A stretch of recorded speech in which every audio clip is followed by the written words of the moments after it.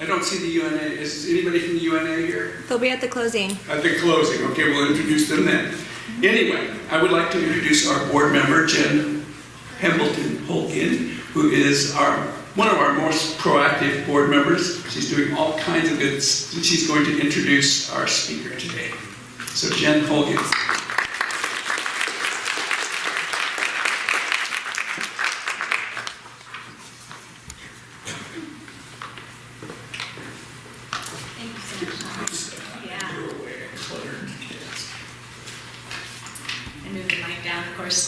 Good morning, everyone.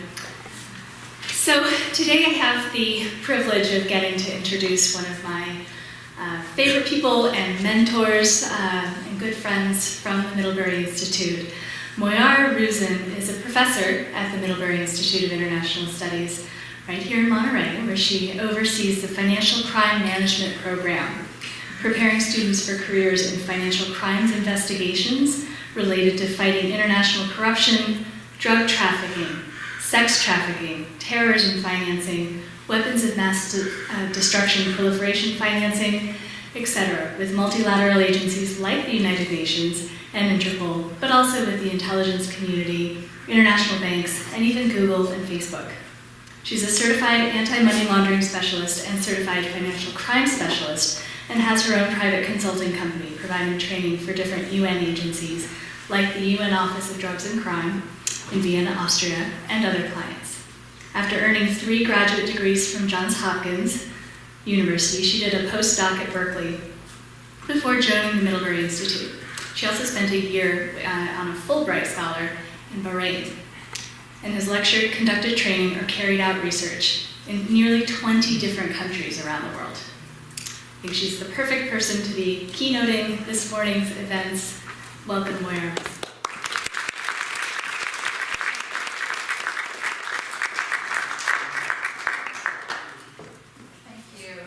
Thank you very much, Jen and Tom. Well, looking out at this room full of faces today, what I see are a group of extraordinary individuals who want to make the world a better place. And when you think about the world, you're not thinking just about your neighborhood and school, your state or country. You are thinking about everyone who lives on this one single planet of ours. And you also correctly realize that most of the pressing problems we face today, which your generation is going to have to deal with long after the rest of us are gone, are global problems requiring global solutions. Whether it's the environment or the proliferation of weapons of mass destruction, global terrorism, regional conflicts that spill out across continents in the form of refugee crises. These are problems that can only be addressed by international dialogue, cooperation, and action. Now, when we think about international dialogue at the UN level, I'm guessing that most of you are picturing the UN General Assembly or the UN Security Council at their meetings in New York. And maybe some of you even aspire to work at UN headquarters one day. Well, I'm here to turn that idea on its head and convince you that these General Assembly meetings are the least interesting thing that the UN does. So stick with me here. As you know, the UN has many different agencies, UNODC, UNICEF, UNDP, UNESCO, WHO, UNCTAD, UNHCR, and that's just to name a small proportion of them. And hopefully you were able to recognize at least some of the agencies that I mentioned. There's so many others you probably haven't even heard of. And while the organization's work with Rohingya and Syrian refugees gets all the attention these days, there are so many other different UN agencies that have their hand in so many interesting and important issues. So today I thought I would share with you 2 examples of this by using my own experiences working for the UN, starting with my first assignment and then my most recent work. My very first assignment was with UNCTAD, the UN Conference on Trade and Development, nearly 2 decades ago, before most of you were probably born, and not long before the outbreak of the second Palestinian Intifada in the Palestinian territories. My colleague, who is an expert in trade negotiations, invited me to join the project because of my knowledge of currency regimes and monetary policy. Now, just to be clear, I was already teaching financial crimes.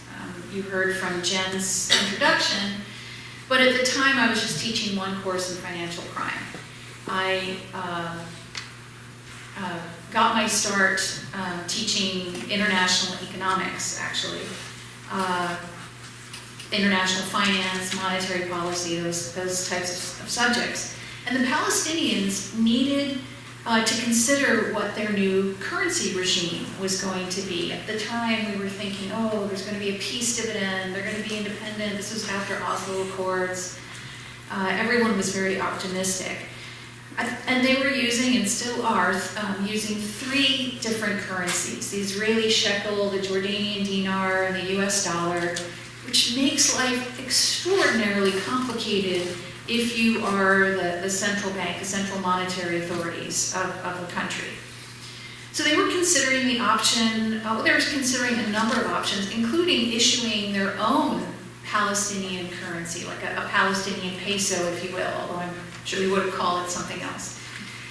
This is a really complicated question. And when the UN has helped other newly independent countries develop a monetary regime, it has not always gone well. After the violent conflict leading up to, or following and then leading up to East Timor's independence, they could not wait to stop using the Indonesian rupiah as their currency. And they decided they were too small to issue their own currency, so they were going to adopt another country's currency. And the UN advisors recommended one thing, but the East Timorese insisted on using the almighty US dollar. The advisors said, this is probably not the best idea for you, but they were very insistent. And mind you, this was not an idea that the United States government was endorsing, but they were willing to go along with it, and the UN had already pledged to help the East Timorese with whatever they wanted to do. But keep in mind that this is a poor country where all transactions are less than $1. So you need coins. And this is on the other side of the world. So the UN had to commandeer several gigantic UN transport planes, cargo transport planes, filled to the rafters with containers of American coins. And you think, okay, well that's simple enough. But then they had to spend millions of dollars on a public education campaign to explain to people that a tiny little flimsy dime really is worth twice as much as a big fat nickel. Think about it, it's not obvious. And we don't put numbers on our coins. So, I guess the lesson there is the devil is always in the details. But going back to the Palestinian dilemma, they too, had to grapple with this question, what did they tell me to do? And I'm a big believer that you can't really appreciate the complexity and nuances of a problem unless you examine it firsthand and talk to people on the ground. Now, supposedly I was there to advise and train them, but I walked away from that experience, and I walk away from every UN experience that I have, learning at least as much, if not more, from them than they do from me. And when I wasn't being eaten alive by mosquitoes, which is, West Bank is not exactly the place that you think of when it comes to mosquitoes. But one thing that really impressed me was the expertise and diplomatic savvy of the female ministry officials that were participating in the training and the negotiations. And maybe because I'm a woman, I was able to connect with them on a personal level and learn more about not just their professional lives, but also their personal lives. And what you discover is that young professionals all over the world, male or female, are facing the same sorts of issues and stresses, whether it be frustration with a boss who just can't get with the new program, or the stresses of raising children and pursuing a career, or if they aren't settled down, romantic relationship problems. These are universal issues. And that is, I think, one of the most interesting and encouraging and delightful things that, conclusions that I've reached, is that people everywhere are so much more alike than they are different. More recently, to use a more recent example, I've been working with the UNODC, the UN Office of Drugs and Crime, which is based in Vienna, Austria, and specifically their terrorism prevention branch. I'm currently developing an online course on counterterrorism financing and counterproliferation financing, which they're going to translate into several different languages. But I've also worked with them on other things. I conducted some counterterrorism financing training, face-to-face training for large groups of ministry officials and law enforcement in Sri Lanka and Bangladesh. So I went there and explained the different ways in which terrorist groups raise money and move money, and potentially use different cryptocurrencies to raise money and move money. I'll be doing more of the same in Singapore next month, and possibly Bali, Indonesia next year. And just as in the Middle East, the most interesting part of the job has always, for me at least, been getting to know fellow professionals in the field from all of these different countries and to learn about what they're doing. Everyone has an interesting story to tell. And you also get to meet with fellow UN professionals from all over the world who are also equally interesting. The last project that I worked on in the field involved collaborating and working closely with UN staff and consultants from Korea, Russia, the Netherlands, and New Zealand. And that kind of international mix is totally typical. That's the rule, not the exception. Now, it's not all interesting and rewarding work. Sometimes it can be interrupted by tragedy. As you know, the UN operates in many dangerous conflict zones. And a few years ago, a still relatively young Frenchman I knew, he was working at the UNODC's anti-money laundering program. He was mentoring several of my students through their internships, and he was sadly killed by gunfire on a site visit to Somalia. And while this next example was not UN work per se, but when I went to Iraq to work on a USAID project, I learned only when I got there that my predecessor had been killed by an IED. In fact, I'm not so sure that I would have taken the assignment had I known the real reason behind the vacancy that they were filling. But the good news, there's good news, is that most UN projects and assignments are not in the deadliest danger zones. And people choose, by the way, no one is going to insist that you go to those danger zones. Unlike the State Department, you get to choose your assignments at the UN. And people choose to go to those conflict zones, myself included, not just because we want to offer help where it's most needed and most urgently, but also because we crave the adrenaline rush. And I know that's not for everyone. If you would prefer to sit behind a desk in Vienna or New York, researching and writing papers, or participating in a UN training event next to the beach in Bali, as I plan to do in February. Those opportunities are there for the taking. So what do you need to do in order to increase the odds of landing that coveted UN position? Well, first let me say that the best UN jobs, I think, in my opinion, are the consultant and contract positions that last anywhere from a few weeks to a couple of years, and not the long-term positions that can suck you into the bureaucracy and all the headaches that that can create.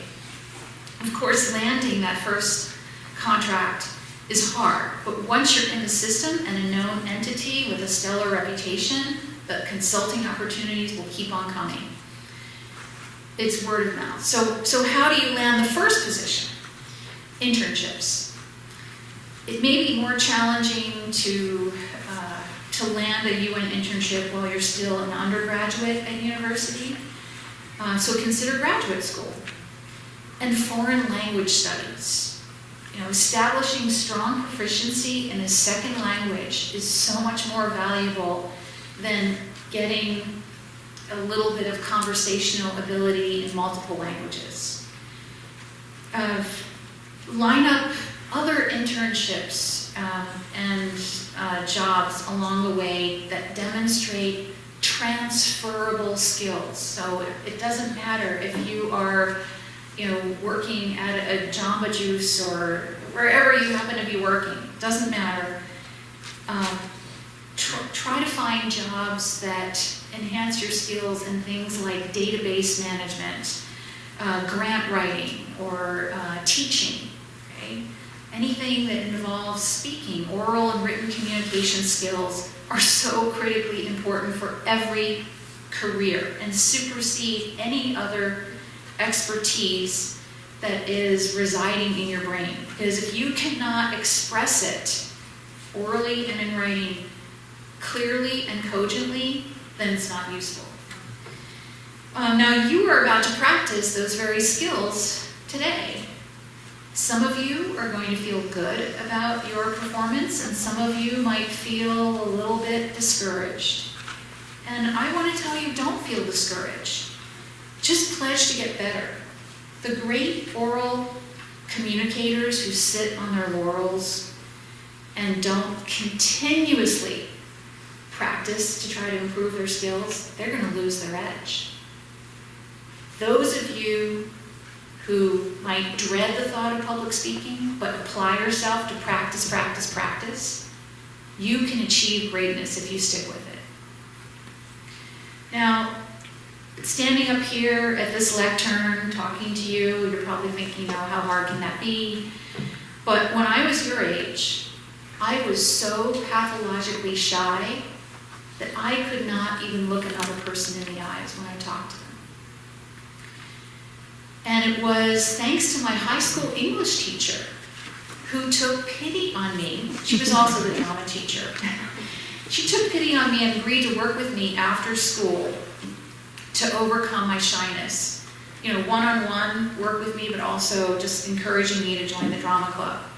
And it was thanks to her that I was able to overcome my disability, enabling me to become a professor and train other professionals around the world. I owe her a lot. I'm telling you that story not only as a way of encouraging you to practice your oral and written communication skills, but also to prove that anything is possible. Now, what can I leave you with besides the career advice that I just shared with you today? This is advice that is probably more important than anything else that you have heard from me so far today. When you travel around the world on your future assignments, never leave home without your mosquito spray and sunscreen. Okay? Seriously, skin cancer, malaria, Zika, dengue, they're still more deadlier than man-made weapons. Now, I don't want to scare you, but really, where are your sunscreen?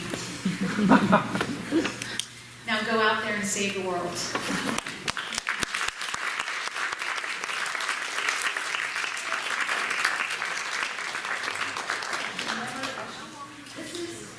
This is a rule in public speaking, never ever leave the lectern unattended.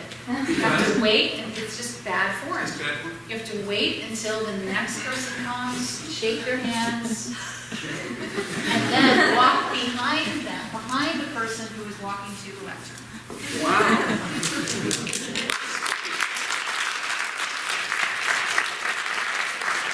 We're having our former keynote address makers here today, so I'm just going to say this to you personally. That's the best keynote we ever had. Yes, no doubt. Real world, all right? Thank you. Okay, let's see. I forgot to thank Hafiz. Khadija Hafiz is not here today, but she trained all your breakout speakers. She had to go on. Where's Hafiz gone? She's in India right now. She's gone to India, so she's doing what you talked about, getting out there and getting that real world Can experience. I say that she's one of my former students, and she has lined up a spectacular job doing consulting on financial crime, and she's going to be going all over the world. It's very exciting. Yeah, so I wanted to thank her publicly. And you got one of your new students there too, next to you, I see. Yeah, I do my research. Anyway, thanks for being such a great audience. I'm going to turn this over to Chelsea, who will get you on your way here. So, Chelsea, take it away. All right, guys. So I'm really excited, and we're going to get started. So if the committee chairs can kind of stand up, and EcoFin will be in room 101 in the Student Center. Social Humanitarian and Cultural will be in 115, and Security Council will be in 118. So if you guys can find your committee chairs, or you guys can kind of make your way, there's signs on the doors, and we'll see you at lunch.